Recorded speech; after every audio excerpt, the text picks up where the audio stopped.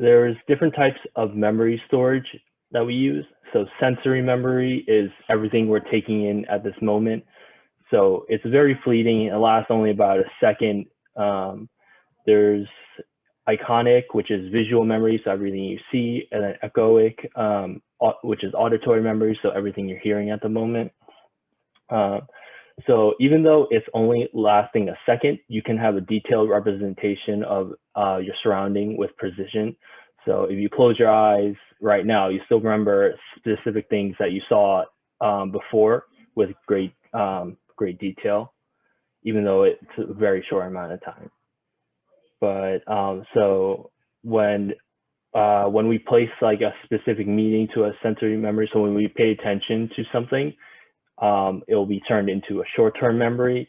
So even that fades pretty quickly, it'll last about like 30 seconds. So most people that have a limited capacity, they'll be able to remember 7 items in their short-term memory.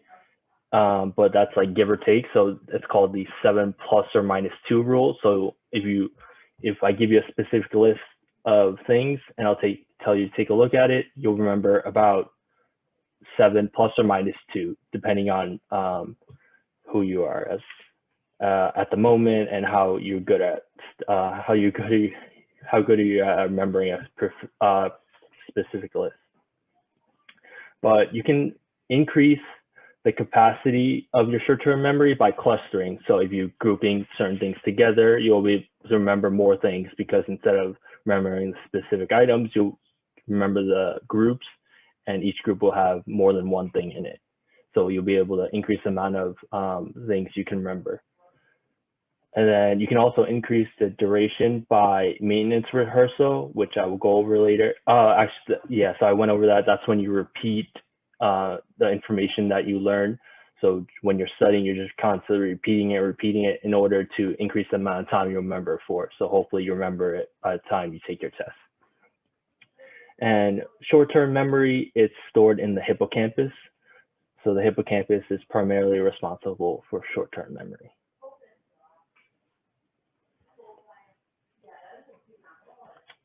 And then next is working memory. So that's when you keep information in your consciousness for manipulation.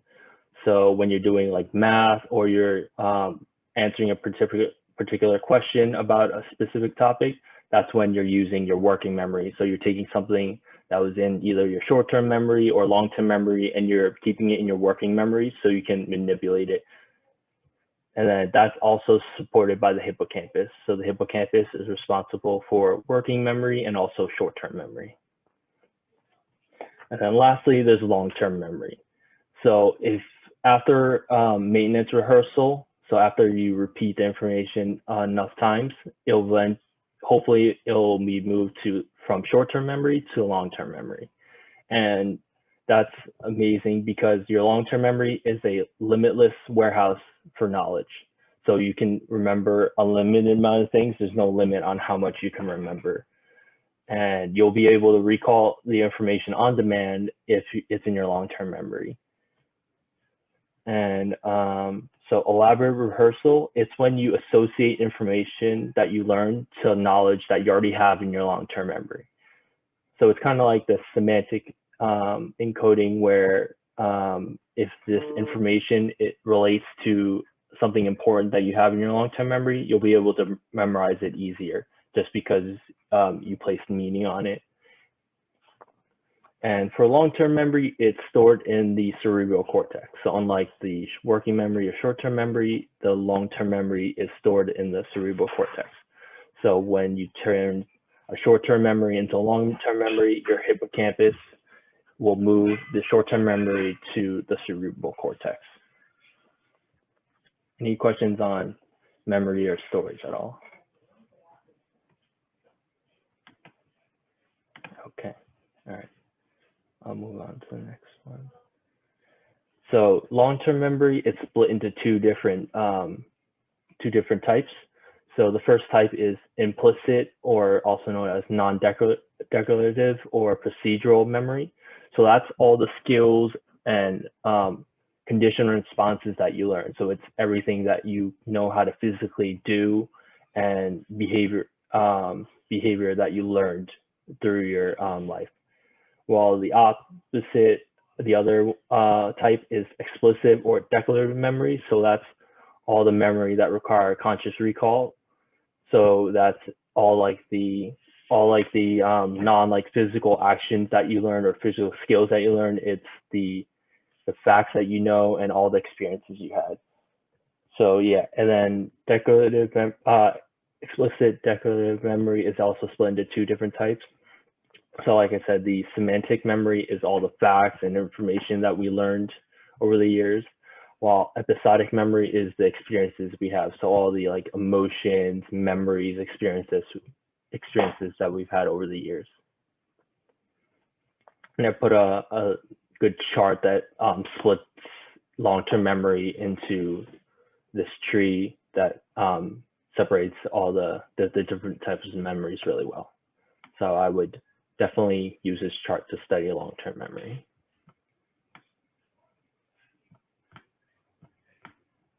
All right, next. So once you place the information into long-term and short-term memory, you want to retrieve it at some point. So to determine if you actually learned something, you have to retrieve it. So if you're able to retrieve it from your long-term or short-term memory, then you know you've turned it into a short-term or long-term memory. So you'll be able to retrieve the information whenever you need to.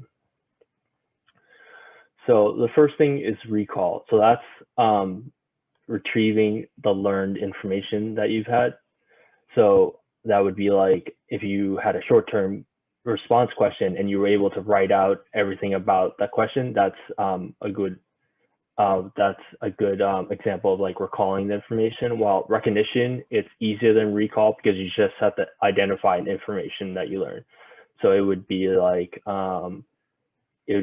more like a multiple choice question where they present you with all the answers and you just have to look and see which one you recognize. So if you just recognize one of them, you'll circle that answer instead of actually recalling all the information. You only recognizing it.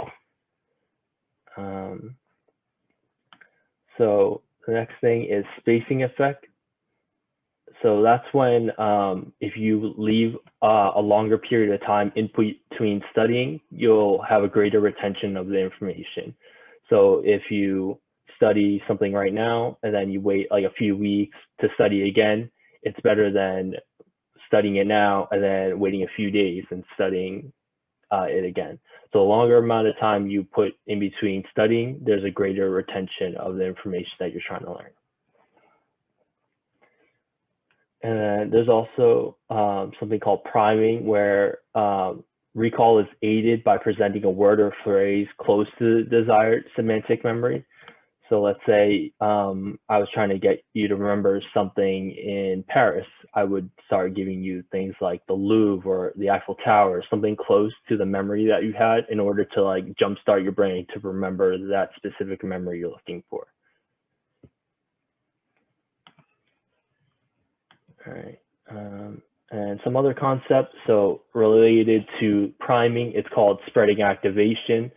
So that's when other linked concepts are unconsciously activated when one concept is presented.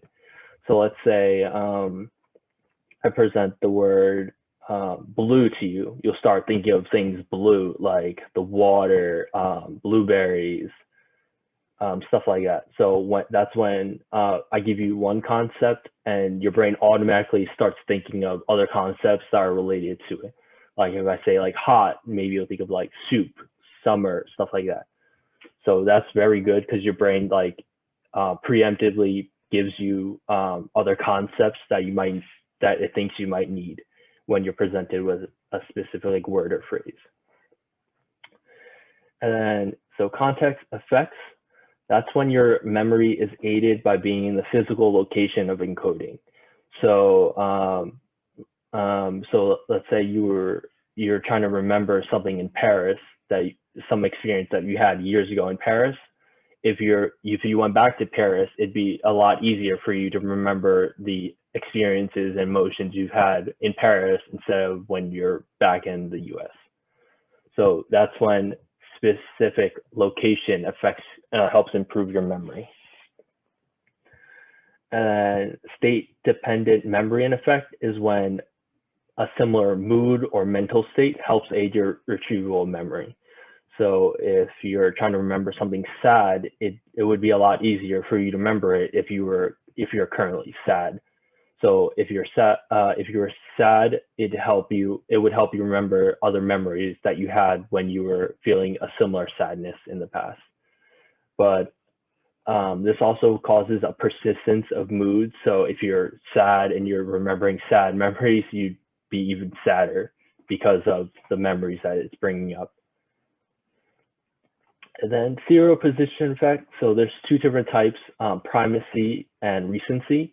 So primacy is when it's easier for you to learn pieces of information that were presented earlier. So primacy, like prime, the first, so things that you're presented earlier.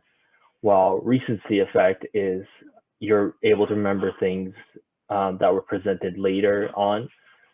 So primacy is you remember the first part of the information that you learned, while recency is something you learned more recent, so the later part of the information that you learned.